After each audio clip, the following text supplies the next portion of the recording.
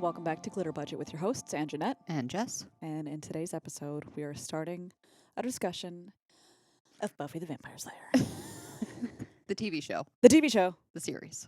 Right. Not the movie that came out in 1992 with Christy Swanson and Donald Sutherland and Rutger Hauer and Paul Rubens. Not that one. With the I best think you're forgetting a very important actor. Christy Swanson? No. What? From the movie? Yeah. Who? Luke Perry. There you go. There we go. I literally had a stroke. I was like, so yes, the movie is not canon for the show. So in the movie with Christy Swanson, her character is supposed to be, I think, a senior in Emory High in California.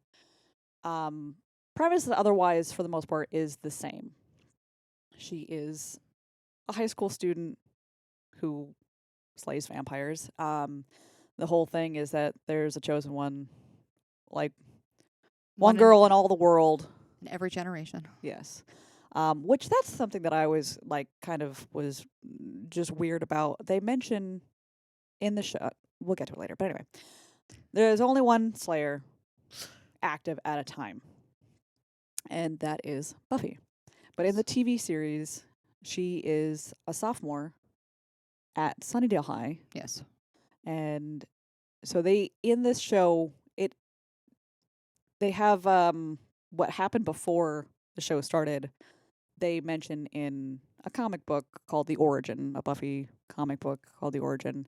That was supposed to be the original movie. Yeah, well, because Joss Whedon had originally started to work on the movie. Right. And apparently, like, couldn't handle what they were doing with the script. And there were like extensive rewrites, and apparently he didn't really like working with Donald Sutherland and stuff like that, so he just walked off set. I'm done. So that's why he tells people, okay, the movie is not canon. We don't accept that into the storyline of Buffy the Vampire Slayer, the series. So that's why he wrote or released the comic book, The Origin, as this is what happens before the series starts. Okay. But that was what the movie was supposed to be. I did say I didn't. So, I love Buffy. Love it. She is in love with Buffy. So there's a difference. So I didn't really do too much like behind the scenes like fact finding because I have Jen. So I'm just gonna like let her do some of it and bounce ideas off of her and also be the I'm gonna complain a lot about. I love it. I think the show has amazing character development. I think it touches on certain really sensitive topics in a very creative way. I think it definitely. I think it was an important show for the time that it was made too, for certain things that they introduced, which we'll get into later. Yeah. So I do genuinely love the series. I will absolutely like watch it multiple times. But there are some things I got issues. I got issues with some of it. I have questions for Mr. Whedon and like, why do you hate love? Why? Why do you hate love? I don't think that he hates love. He just might not be the best at relationships, Like, which is true. But pretty fucking evident. Also, though, how many high school and young adult people, not just women, have healthy relationships? I'm just saying. Riddle me that. I'm just saying, like, not a one. Either was healthy or was healthy, but then ended in horrible tragedy. Like, you couldn't give me one that at least maybe just was like a mutual split. You need to have drama in this show. There was plenty of drama without having, like, breaking my heart several times. Like, but that's Joss Whedon's thing. He breaks your heart just for the sheer fun of breaking your heart. It's fucked up. Mm-hmm. Anyway, for us discussing TV shows, we're going to do a little bit longer episodes discussing a season at a time and maybe throw in extra episodes depending on if we have more topics that we'd like to discuss. on these shows in these particular seasons or whatever. Or like in the case of Buffy, we might do an episode on all the big bads throughout Yeah. the seasons, and or like other elements of other shows that we'll do. But we know we'll experiment as we go. But this episode, we're focusing on the first season, which was only 12 episodes, because a lot of shows, when they are first pitched to a studio, you kind of only, like, originally you only get the one pilot to see if it's going to get picked up. Yeah. So it was picked up, but it was only picked up for 12 episodes. And then after that, so you kind of have to make your case to see if it's going to be picked up again after that. Right. So we had 12 episodes to do what I thought was like really when you compare it to the rest of the series, it can be like kind of cheesy, campy, whatever. But the whole series in and of itself, I think, can be cheesy and campy. It is cheesy and campy in certain aspects, but I think that's one of the reasons why I love it. Yeah, but I like the fact that so the premise of this is Buffy is 16 years old. She's in high school. She wants to have a regular life. She kind of comes into Sunnydale High trying to like have a fresh start. She and her mom move there, and her parents are divorced and everything. So They allude to like because it was all the trouble that she gotten back in LA, right? yeah, So and she alludes to like she'd burnt down the gym and stuff because at that time she was already an active slayer right. without a watcher. Well, her watcher died. Oh, that's right. Okay. Right. So they she was like, okay, well, she's was like, I'm retired. I'm done. You know, I quit the game. You can find a new one. I'm not doing it anymore. Yeah. Like that's why we moved here so we could have a fresh start. I don't want to mess this up. Mind you, her mom has no clue. So she just yeah. thinks like there's something seriously wrong with her daughter and she's like a fucking delinquent. Yeah, pretty much. And she's just like, okay, I got to get a better handle on my daughter. I got to learn to say no more, blah, blah, blah. And what I think is kind of interesting is that there are times in the first season where Buffy is like, no, I have to go out. And her mom's like, I know you have to go out. You're going to like, it's going to be the end of the world if you don't go out. And in reality, it was one of the apocalyptic times where the big bad in season 1 is the Master. So he's like, I think one of the oldest vampires that there is. Yeah. And he was trapped underground. He was trapped there from an earthquake that had happened, I think, hundreds of years previously. So there is a ritual and a prophecy that would happen in order to bring the Master up to the surface, and he'd be able to like open the Hellmouth, which Sunnydale, the fictional town that this is based in, is on. It's on top of the Hellmouth. Hence the title of the first episode and what we called this episode, Welcome to the Hellmouth. But my thing that I was going to mention earlier is that there are apparently several Hellmouths throughout the world. And I would think, whether these Hellmouths are active or not, they kind of are a magnet for paranormal activity, demons, vampires, all this kind of stuff. You would think, Slayer lore, that you would have one Slayer for every Hellmouth. I mean, that would make the most sense, and we'll get to that because technically, eventually, there is. Yes. But yes. Several times over, but yes. Yeah. I don't know. I mean, I think it's just one of those things. It kind of because there has to be other bad shit going on in other parts of the world. Yeah. Clearly, when they get their spin-off show, there's bad shit going on down there. Right. I don't know. I mean, I just think for the purpose of this show and having your lead character supposed to be special because she is the only one that kind of takes away from that if you have more Slayers. Well, this yes and no, because if you have a Slayer for every Hellmouth, and this is a show that's based off of this Slayer for this Hellmouth, she is still a chosen one. She's just one of the chosen few. True. Because like she still is the only one within however many miles that can do this. Because I think the next closest Hellmouth that they mention is something in Ohio. Yeah, Ohio or Chicago, one of those. Yeah. But again, we'll mention that when we get to that season. But that's the thing that I was always like, there has to be other shit going down in the rest of the world. Like Yeah. And there is. They Yeah. I like mean, they mention it. yeah, I was gonna say they eventually allude to it, and obviously they mention it, and as of course, like when she moves to Sunnydale, thinking like it's a fresh start. I retire. I'm not doing this anymore. Like it's not my business, whatever. And then Yeah. like she goes to her first day of school, and the librarian happens to be like her implanted new watcher, Giles. Yeah. And she's like, "Damn it!" Yeah. She's like, no, like I came here to get my my fucking history book, and you gave me this fucking vampire To compendium. demonology. Yeah, and you're like, what? No, that's definitely not what I came for. And Giles is like, so yeah, Giles, the new librarian, is supposed to be her watcher, and I love Giles so much. He's one of my favorite characters. Same.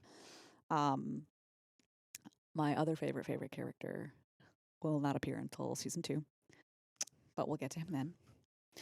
But anyway, Giles. In the first season, we have Buffy, who's played by Sarah Michelle Gellar. We have Giles, played by Anthony Stewart Head. Xander, played by Nicholas Brendan. And Willow, played by Allison Hannigan, as well as Cordelia Chase, played by Charisma Carpenter. And so that's like the main... It's a Scooby Gang. That's the Scooby Gang, which I think is kind of cute that they call themselves that. Yeah. But it's supposed to be...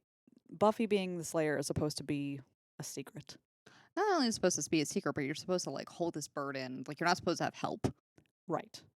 But that's kind of why vampire slayers had been so short-lived before. Right. I mentioned that several times throughout the show, is that like there hasn't been a slayer that's lived this long in like forever, because the slayer fights alone, the watcher is supposed to guide them, and that's it. Like they're not supposed to lead normal lives. They're supposed to be kind of that lone fighter kind of thing. Yeah.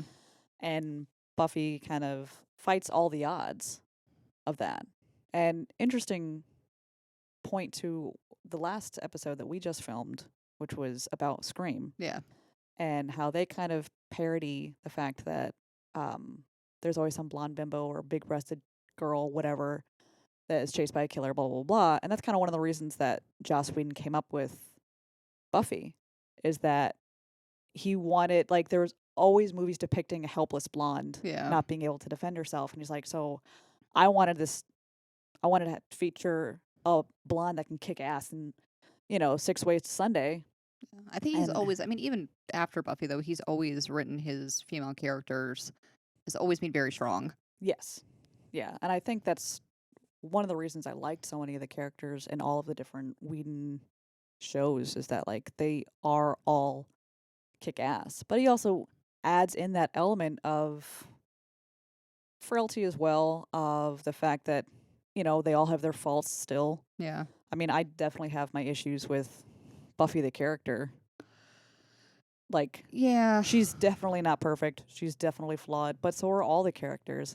And I think some of the issues that we've talked about before we even started recording is that, like, why are there so many problems with X, Y, and Z? And it's like, well, you got to think they are teenagers. They're high schooler kids. Yeah. So a lot of the shit that Xander does, being a fucking asshole, you're like, well, he's a 16-year-old boy. Right. Like, I think my frustration with Xander, which like we'll get to eventually, is that like some of his issues with being a part of the Scooby Gang never go away.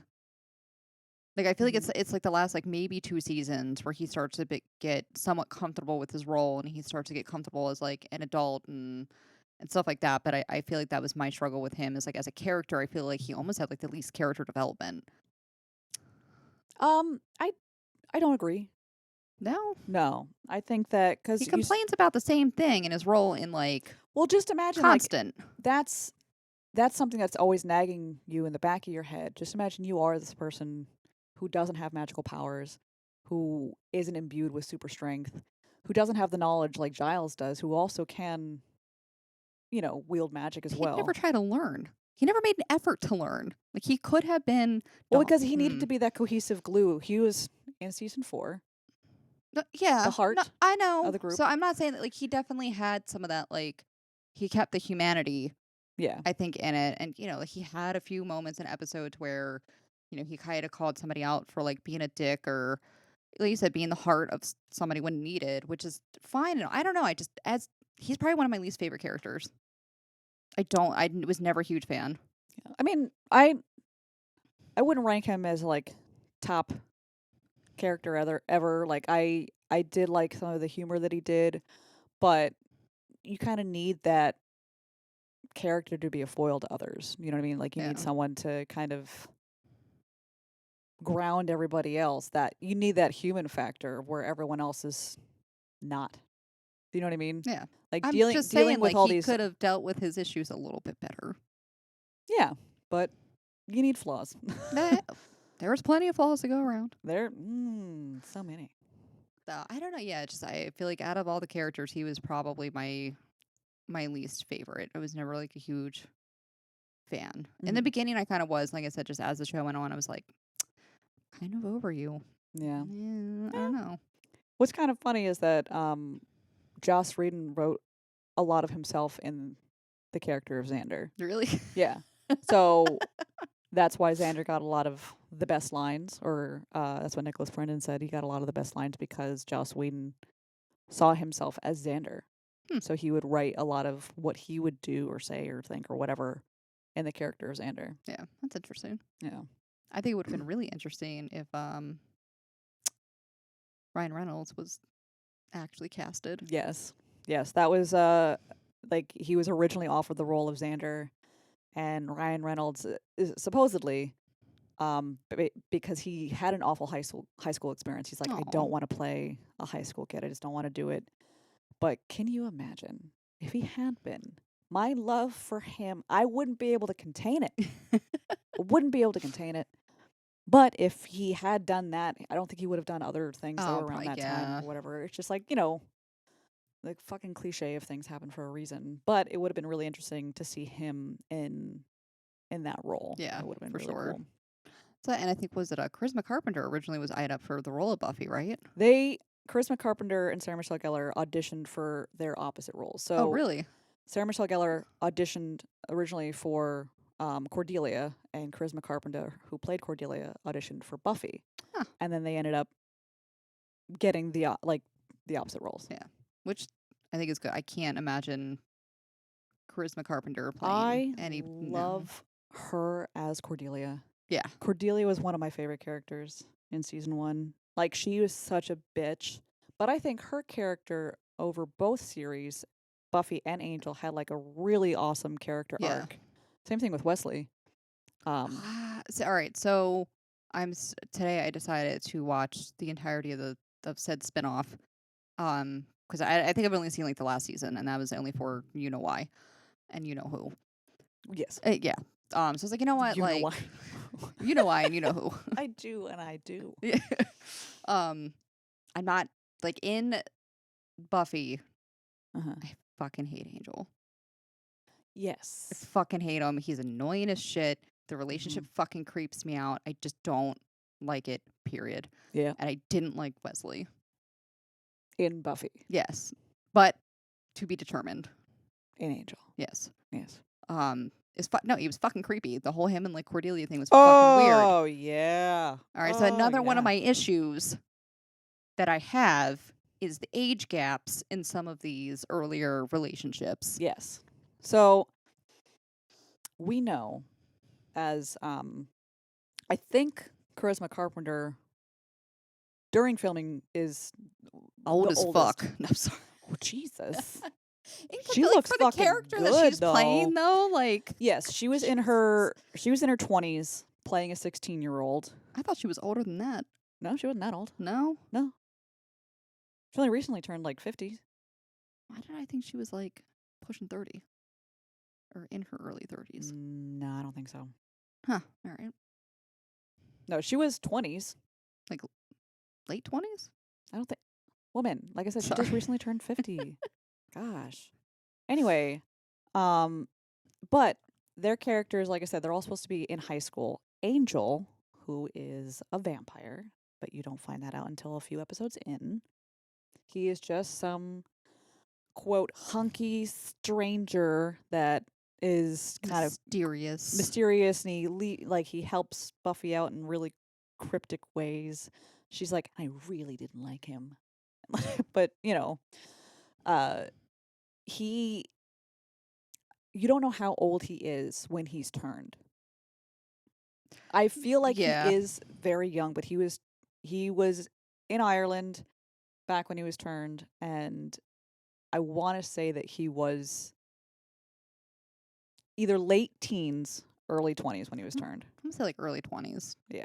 19, somewhere around there, like 19, Yeah. 20. That's what I'm going to say.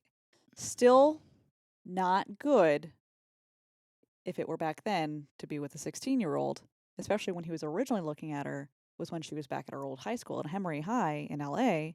She was even younger. Yeah.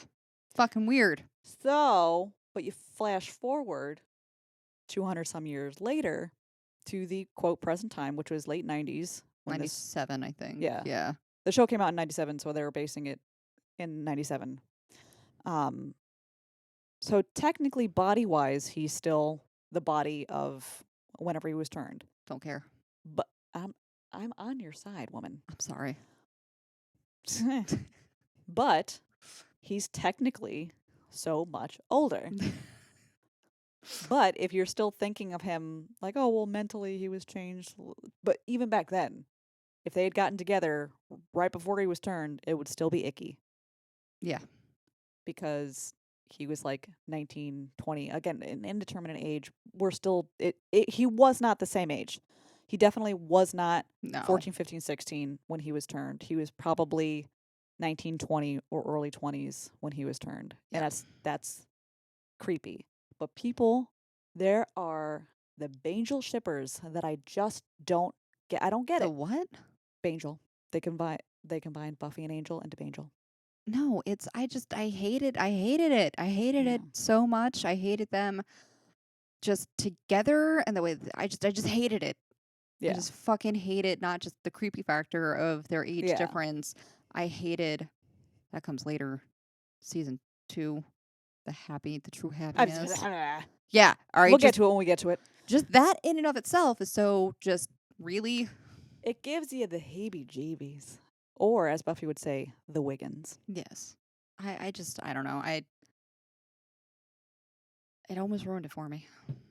I'm glad that it. I mean, when you think about it, so taking the ick factor out of it, the fact that, he's older and she's not, it is believable as a high school romance for them to be sucking face all the time. Because that's what you do when you're in high school is you're constantly, it's just make out sessions for 5,000 years. So, as far as that goes, and then as far as like, especially, I hate this, but especially that age, it's not uncommon for someone to be attracted to somebody who's older. Mm-hmm.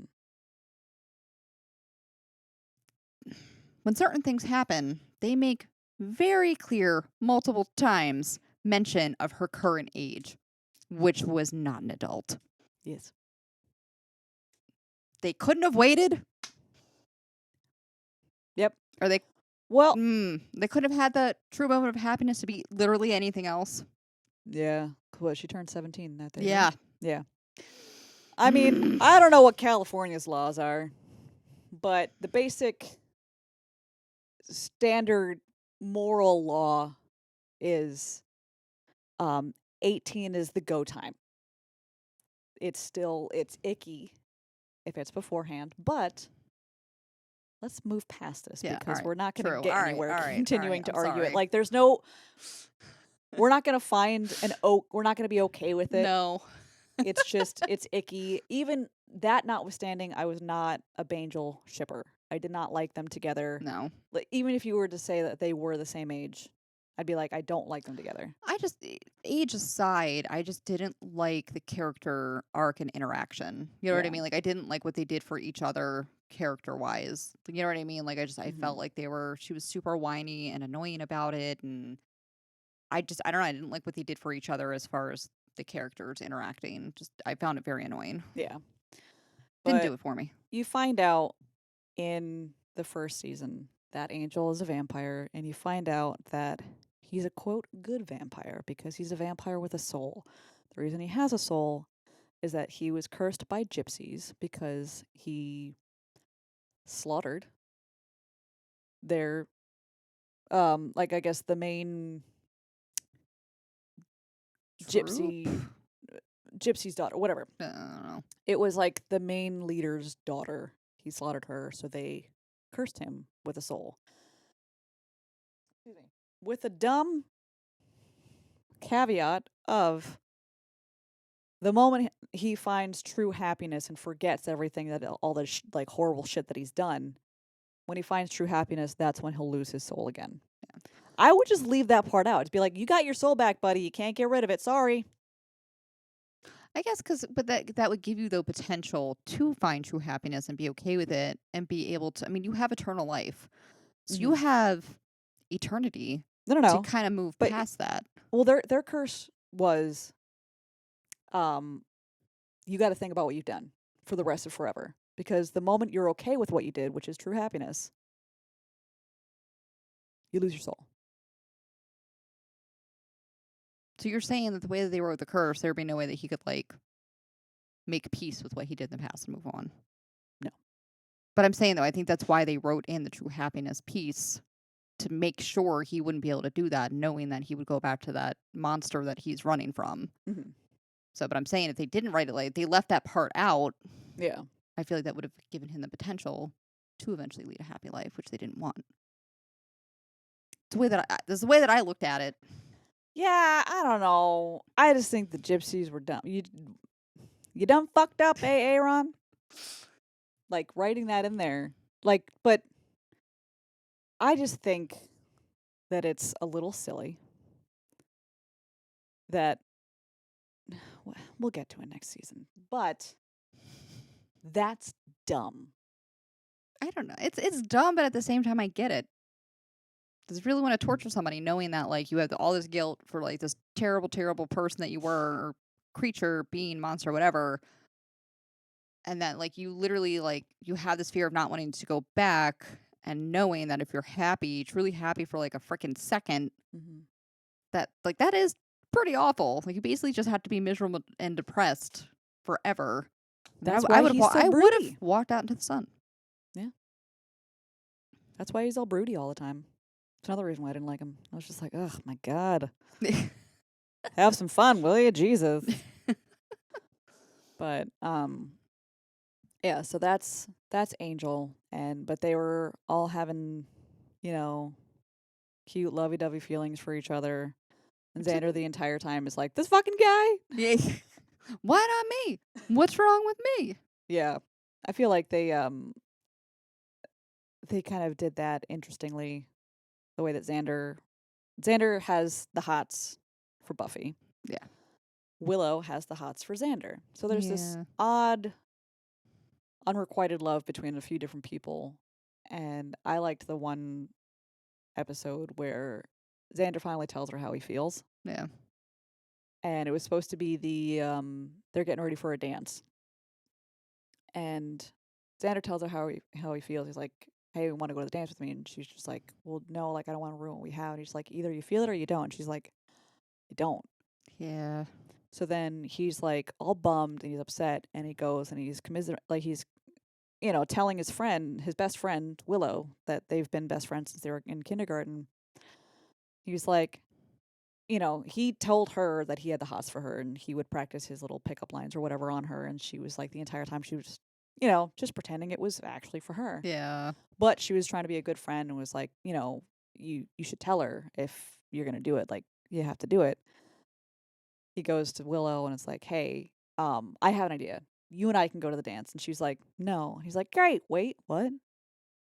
What? Oh. She's like, why would you think I would want to go to the dance and be there and have you wish that you were at the dance with her? Like, do you think that's my form of hijinks? I thought you knew better. And that's when it finally dawns on him, holy shit, she's liked me this entire time. And I literally did not give her the time of day. I didn't consider it at all. Yeah. Well, I think like when you're friends with somebody for that long, Yeah. usually for both parties, like you usually don't think of the other person as even a potential. Like it's more of a best friend forever sibling kind of like relationship. Yeah. Or like, Xander views Willow as one of the guys. Yeah. And Buffy views Xander as one of the girls. Yep. I don't know. I kind of liked that is one of the things that I liked about his writing, and one of the things that I liked about like the relationships and stuff like that is that was very almost like brutally honest. Yes. There were very few times throughout the course of this entire fucking show where they communicate. But like I said, there has to be drama, there has to be conflict in any of these shows. Like, you could be screaming at the TV show, like, just fucking tell him, just fucking tell her, just blah, blah, blah, blah, blah, blah, blah, because, communication's the biggest helper in any relationship. Yeah. It's the biggest thing that it's going to help you understand the person that you're trying to relate to. But in shows, you have to have conflict. Yeah. But I mean, I liked so obviously like, they did drag that out for most of the season until like towards the end of the season that, he finally gave her feelings. But I don't know. I like that she didn't feel sorry for him and, kind of, well, I don't want to tell him no, but I'm not really like, she was brutally honest of just like, yeah, no, I'm not feeling it. Yeah. And then the same with Willow, like, even though she didn't come out and say, like, hey, I like you, she definitely stood up for herself of, like, I'm not being, like, sloppy seconds because Yeah. your first plan fell through. Like, fuck you. Yeah. Like, I don't want to be your consolation prize, essentially. Like, I don't want to literally spend the entire time listening to you bitch the fact that, like, you're not with her right Yeah. now. So, deuces. But I liked that relationship between the three of them, and then Giles having to wrangle all of them. And there is, if you would care to play a Buffy drinking game, a fun thing is that you would take a drink. If you're really hardy, you can take a shot every time that Giles gets knocked out. Poor Giles. Yes. So it's like a running gag through a good portion of the show that Giles gets knocked out. So Steve and I had decided to write up when we were watching the show. It was his first time watching it, and I lost count. Time watching it, we were like, hey, let's do a Buffy drinking game. And there was the rule of you take a drink every time Giles gets knocked out. And then we're like, this never really happens. So it'll be safe. Finish your drink when Giles fights successfully. Oh. And this was not in season 1. So there is a time, spoilers, where Giles fights successfully. But we had just filled our drinks. Oh. And we got to a part where Giles kicks major fucking ass. And we were like, are you kidding me? And It was a rough night for you guys. It wasn't was. It? It was. It was fun, but it was like, are you kidding? What made it worse is that we had tried this new wine that we had never tried before. That's your mistake right there. Yeah, don't do it. Like, I was looking for this wine. It's called Red Cat Sangria. The liquor store was out of it, so we were like, hey, White Cat Sangria should be good. And let me tell you, I have never almost vomited after one sip of something. Oh God. It was so disgustingly bad. We had to dump it out. It was alcohol abuse. We had to dump it out because it was so bad. Neither one of us could drink it. That's why you have to always go with your tried but true. Like, so go with like a next familiar. I don't know. We were feeling stupidly adventurous. This is why we just stick to the same shit all the time. We know what's not going to disappoint us. But I feel like at the very least, like if you're gonna get something that like you've never tried before, don't use it as a drinking game. Yeah, it was just, you know what I mean? Like, it was all we had on hand that wasn't hard liquor. oh.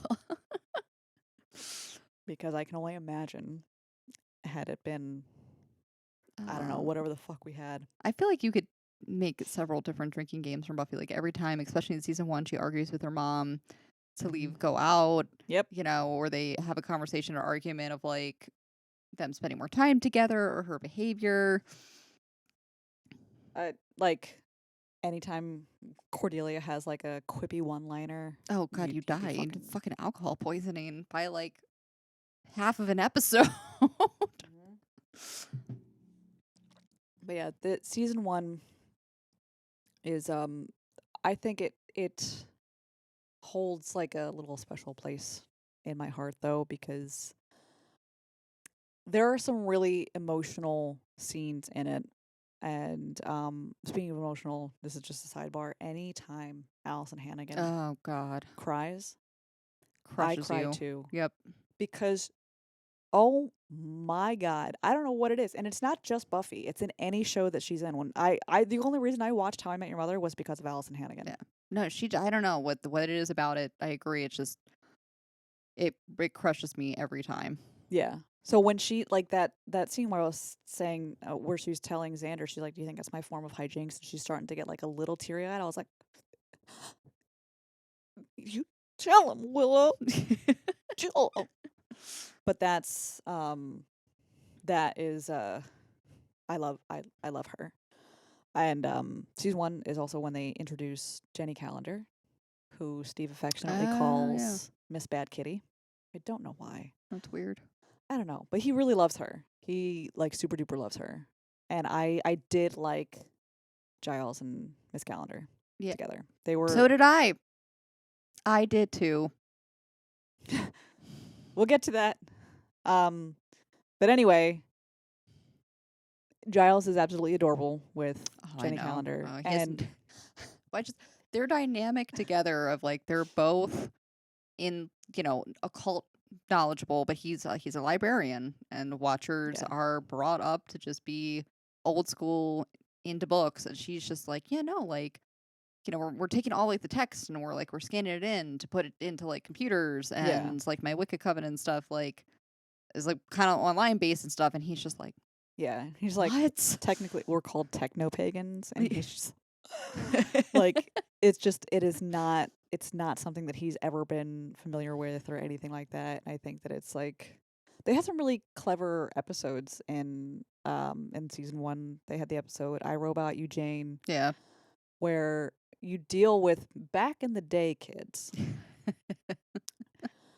You would have these things called chat rooms.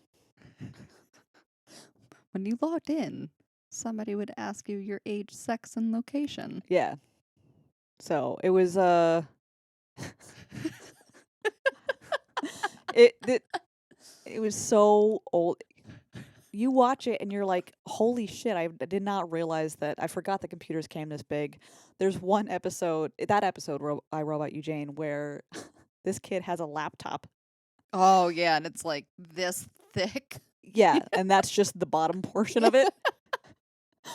But he's just so the plot of that show, that episode was that it was this demon called Moloch who would get his followers to like essentially worship him in exchange for doing like granting them wealth or whatever, blah blah blah. But if you crossed him in any way, he'd kill you really dead, like really quickly. Yeah. So he was banished into a text that was supposed to never be read. And you would think maybe burn the book, bury it Something. a It shouldn't thousand be like feet or laying whatever. around in a It library. shouldn't be shipped to some library in modern times where they open it, and then when they are trying to update their computer catalog of books, they are, as she said, scanning each page of each book. So now it's going to be online, which is good for making sure that things are accessible to Yeah. other people. But it's not good when it releases a demon into the internet. No. And this demon in the internet is he gets Willow to fall in love with him. Yeah. Poor Willow. Yeah. But they joke about how each of the three of them, Buffy, Willow, and Xander, that their love lives are doomed. Because the praying mantis. yeah, Buffy fell in love with the vampire, Willow fell in love with a demon on the internet, and Xander fell for a huge praying mantis. When you say it out loud like that, it's so ridiculous. It does sound ridiculous. But when you watch the episode, it makes more sense. It does. And it's I think it was a funny episode. But anyway, what was I even discussing? Jenny Calendar? when they brought her in. Yeah, that was kind of like, I know, like, that was kind of an argument in that episode that Giles kind of blamed her for that even happening because, you know, if it wasn't for your newfangled technology and scanning this in, like, never Yeah. would have happened. hmm So, but yeah, the chat rooms and Yeah. what did he like convince Willow to do? I don't remember. Well, he was kind of like they realized that she was like acting out of character for her because like she was purposefully skipping classes just to Yeah. talk to him. But then she started getting suspicious when he started mentioning like personal details about Buffy that they had clearly not talked about before. Hmm. And she's like, I'm gonna go because at this point Buffy and Xander had already kind of expressed their concerns for this Malcolm. That's the name that he went by. And then Malcolm, Moloch, had he'd amassed 2 other followers that were doing his dirty deeds, like trying to kill people, try to kill Buffy, Yeah. and whatnot. So he ends up amassing enough followers to try to build him a body so that he can get out of the internet and into a body again. And so Giles and Miss Calendar end up working together to banish him from the internet and trap him in this mechanical body that he has built. Yeah. And then Buffy Dunn kills him. Yeah. Which is all honky dory and fine.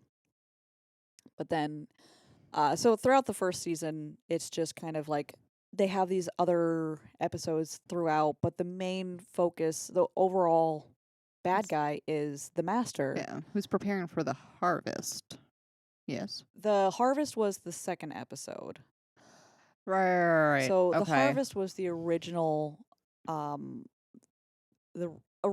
ceremony essentially that was supposed to bring about the Master coming to power. Right. So Buffy stops the harvest, so that's why they think that the Master is no longer an issue. Yeah, But that's right. there was a prophecy about the Anointed One. And in that prophecy about the Anointed One, it was like, out of the ashes of 5, the Anointed One shall rise. So Giles finds out about this prophecy, and he couldn't find like a complete translation of the prophecy. Angel is like, this book that said it was lost like hundreds of years ago, I know where it is. Right. Let me get it for you. So he gets the book and he realizes that the Anointed One shall lead the Slayer to the Master shall rise, and the Slayer shall die. So Buffy overhears this translation of the prophecy and is like, well, fuck that, I'm not doing it. She's like, I quit. And I remember that. Yeah. that scene always kind of like, I get a little choked up because I try to imagine myself like as a 16-year-old, and it's like, but I don't want to die. You know? Not only that, but I think like just her general as a Slayer, like you have no control, like you have no say over your life, your own destiny. Like everyone is telling you, well, this course has already been plotted out for you, Yeah. and now this is just another thing on top of that. That's Yeah. just like and then dealing with the moral or ethical, more moral conundrum of like, so do I act selfish and not do this? Where like, I'm not going to do my duty. I'm not going to try to fight. But the thing that kind of like ultimately pushes her over the edge is that in order to prepare for the Master rising, more and more vampires are flocking to the Hellmouth. Yeah. So Buffy is like, I have to do something or else all of my loved ones are going to die. Like they're coming into the school, they're on our territory. And the scene with Willow where she was like, I always knew, like, when we found out what they were, we knew that they were real, but it always kind of seemed like it couldn't happen here Yeah. in our school. But they were like, we're in their world now, not ours. And there Allison Hannigan was crying again, and it got me. So then Buffy is like, okay, I guess I am going to do this. So they know that the Anointed One is a child. The child takes her down. Which was prom night, right? Or was it just a regular school dance? It wasn't prom because normally sophomores don't get a prom. It Oh, was that's some right. kind That's of right. like, I don't know if it was like the homecoming dance or something like that. I think it was homecoming. Because I remember like even though it wasn't technically, I guess, intentional, some of the parallels between the ending of season 1 and how the movie ended. Yeah. Because it was at the dance, she had Mhm. the leather jacket, like, Yeah. so there were some overlaps. There were There some was. running themes. It was a school dance. That's the dance that Xander wanted her Stuck. to go to. Sorry, But folks, I'm old. um she, I guess, had been eyeing a dress over the weeks leading up to this dance, but expensive dress, couldn't afford it, blah blah blah. But her mom surprises her with this dress. Oh. So she is like, she's like, I saw you eyeing it up. I thought it would make you happy. They're trying to like connect as like mother and daughter. And Buffy's all sad because she knows I'm gonna die. Yeah. I'm gonna die. And so she gets dressed up. She's like, all right, I'm gonna dress up, I'm gonna party, I'm gonna go out in fashion, go out in style. Yeah. So she's led down to the master. She's trying to fight the master, and the master's like, so a funny thing about prophecies is that they kind of leave little things out. It's like, if you didn't come down here, I couldn't leave. Oh, that's right. Yeah. So she kind of like So that's walked right into it. yeah, and there are a lot of like other movies and shows and stuff like that feature prophecies. It's like there's always these loopholes. They're like in people trying to either circumvent a prophecy or whatever, it kind of makes it come true, Right. or her thinking that she can stop him or whatever, Yeah. whatever. I think that kind of like, because I mean, originally when she goes down there, she does die. Yes. And I think was it Xander and Angel are going Mhm. after her to try to either stop her or help her, whatever. So it's like arguing and bickering the entire way down there. But I think it shows like, obviously Xander still feels for her. Her and Angel are kind of a thing, but he definitely Yeah. rubs in her face of like, well, I was the only one that was able to bring her back because you're dead. Yeah. Like, But the wasn't for thing, me. funny thing is, and it's like a running joke between like Buffy fans, is like they ran down to check on her because she's face down in like a big puddle of water. They flip her over, and Angel, while panting, says, I can't give her CPR. I don't, I have no air. One, he's panting, but two, the point of CPR is not to, because you can, even if you don't need to, this vampire lore, you can breathe in air and out, in and out, because there are smoking vampires. Yep. And it's like, so if you can breathe in smoke, even though you're not actually breathing it in, you can do CPR. You can still breathe in a gust of wind or whatever. And it's not about, it's just trying to get the heart restarted. Like, you're not trying to fill her lungs with air. You're Right. just trying to get the water out of her lungs. Right. So I always thought that was kind of like a bullshit excuse. It's like, really? Did no one proofread that? Did they not have any consultants on the show to go like, guys, you're that's not how CPR, but whatever. Okay. But they kind of wrote it in so that Xander can have his hero moment Yeah. and That's all that whatever. was. I mean, realistically, like. Yeah. And it was what it was. She comes back to life. She kicks the master's ass, and one of my favorite lines is just like, I may be dead, but I'm still pretty, which is more than I can say for you. And she kicks his ass, and then, yeah, that was the end of season 1 because she ends up killing the master. He gets dusted, and it was all cool beans. Yeah. So I don't know. I think like the first season they wrapped up nicely as far as everyone knowing who she is. What's kind of out there. Everyone's starting to kind of like the Scooby Gang is starting to meld and come together. Yeah, like So they're starting to become like a well-oiled machine. Like they know the way things are gonna go right now. It's just like Xander says, it's like, we research, she kills, we party, blah blah, or something like yeah, along those lines. Like, and that's kind of what they end up that's the formula that ends up happening. Like they find out what the big bad is. He's like, why are we gonna worry? We'll find out about it. You're gonna kill, and then we're gonna party. Like it's all good, Yeah. good stuff. And I think that's kind of That's basically the formula of the show. yeah. But I don't know. I think like I said, at the end of it, they wrap it up nicely. It's pretty clear, like you said, on the role of like each character, what their relationships are and what they mean to each other and kind of where that's like could go Yeah. moving forward. And I don't know, I think they left it off on a really nice pickup for season 2. Yeah, I think that they had a nice mixture of like other episodes that didn't quite have anything to do with the overall plot of that season, Yeah. but they were good towards character development and everything, and kind of like building the relationships between all of the characters. Like that was fun, and you're introduced to what's called Buffy speak, Yeah. which is something that it's not just present it's present throughout all of Whedon's stuff. Well, his shows for the most part. Yeah. They speak a certain way. So Buffy, Angel, Firefly, kind of with Dollhouse, they all have an interesting way of speaking. Yeah. Most prevalent in Buffy, thus the term Buffy speak, but like I think it might also just be called Buffy speak because that was the first one. It was the first True. show that he had. But it was I've adopted it and I love it so much.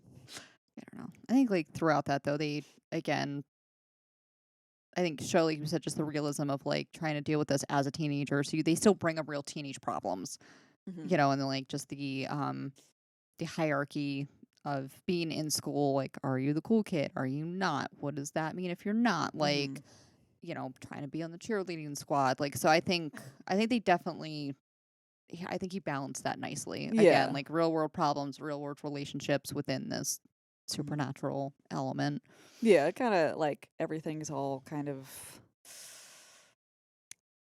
You get to be a part of what it's like to be the Slayer, be a high school student, Yeah. have friends, deal with having to have this supposedly secret identity. It was like in the first scene, she's just like, "Do they put like a bulletin out or something? Like, what the fuck?" But like she has her core group of people that know who she is, and then eventually Cordelia finds out. But there is an episode called I think it's like Out of Mind, Out of Sight. Yeah. That's the episode, and the premise of that is that there was a girl in their school that was always kind of ignored by everyone, and because they live over a Hellmouth, or they go to school over a Hellmouth, they physics kind of played into it. Like there's like a physics theory where if you think you can think something into existence essentially, Right. and that was people ignored her so much to the point where she became invisible. Like she felt that she was invisible to everyone, so she became invisible. So this girl has a personal vendetta against Cordelia because Cordelia was a bitch to her, as she is to everyone. But at the end of that episode, there is a secret government agency that ends up taking her to a school of what you learn to be kind of like invisible assassins. But what I always laugh at is, so they have the two government agents and they're kind of like leading her and obviously there's no one there, but you see her walk into the room, so like the door opens and then she goes, and the classroom looks empty, but there is an actual real person teaching the class at the beginning, like in the front of the classroom. And she's like, "Oh, welcome, Marcy. Have a seat." So Marcy goes and sits. How does she know which seat's empty? Maybe if you're invisible, you can see other invisible people. Maybe, but like, know. how do you know? I want to know. That was never answered. That's one thing that I was just like, how? I mean, the fact that there's a whole government agency and school for this, and it was never brought up again. Yeah, Like, maybe that was a branch of the initiative. maybe. But yeah, They that's don't mention it. no, they don't. But that was brought up. Like you said, that was brought up, and they didn't continue that. Same thing with Teacher's Pet, the episode with the praying mantis. Yeah. They had eggs that were hatching in the biology teacher's classroom. They didn't. So like they tease at how these storylines could continue further, but they don't continue them. I know sometimes with shows they'll purposely do stuff like that for the potential to pitch a spinoff, or you know what I mean, and based on how like what responses they get and like from the studio and stuff like that. Like they did that a couple times with Supernatural for a spinoff on a female, Oh yeah, yeah, and yeah. it like 2 or 3 times and it just went nowhere. They did that like didn't they start doing it and didn't go through? I thought they started doing that and They might have at one point and it didn't go through, but I know like the initial pitch pilot was Supernatural episode. Yeah. Yeah. And they did that twice. They tried it twice. Yeah, they did it with that guy in Chicago or whatever. Those people in Chicago. It was the female. Okay, it was with Jody and the girls. I know, but they were gonna have a different one Oh, I with didn't those know about people in that one. Chicago. Yeah. I thought it was just Jody. Yeah. It was some I don't know, I gotta watch those episodes again, but I think that was another potential for a spinoff was that he went and was starting to do his own thing. Oh, that's right. That's right. I remember. Yeah. Yeah. Huh. Yeah. Yeah. Maybe those 2 episodes was something like that, and Yeah. it just didn't go anywhere. Possibly. But the people demand answers, and I am the people. But yeah, so I would recommend watching Buffy and listening to the rest of our episodes. We're going to discuss the rest of the series for the next couple weeks. Mhm. And you can I think it's on Hulu now. Yeah, it is. As- I just finished watching it all on Hulu, but they might be taking it off soon, so I don't know. Yeah, I know it's part of their Huluween, I think. I thought it was on Amazon Video though as well. I'm not sure. I've recently finished watching all 7 seasons, and it was on Hulu. And I know recently from the fan pages for on, it finally dropped in Canada and Germany, I think, on their Hulu platforms out there. Right. But yeah, it's I own the DVDs though, so yeah, that's something no matter what. Oh, Jesus Christ, no matter what though, I saw a meme in the one of the groups that we're in where they're like, nothing taught me patience like the season 2 DVD menu. So in these menus, like you have to sit, which it seems like a stupid amount of time in order to get to the point where you can choose the episode that you want to watch or like play all or special features or whatever. But it has to go through like these winding like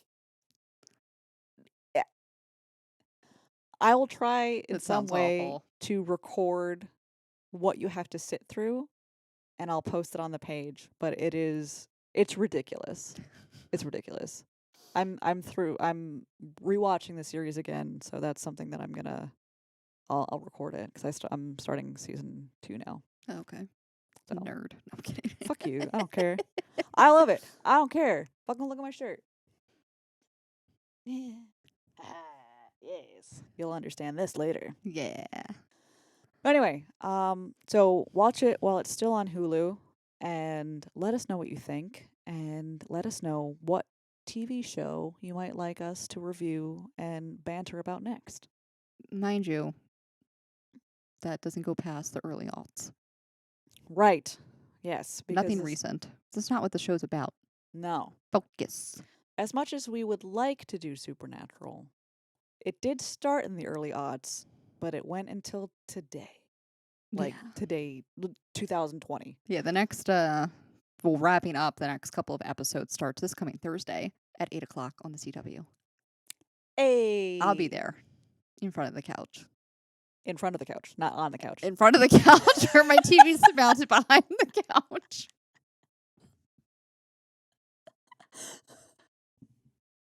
You drunk, you cut off. I'm going to go take a nap. That's a good idea. I'll be in front of the TV on the couch watching it this Thursday at 8 o'clock on the CW. So is that the the 8th.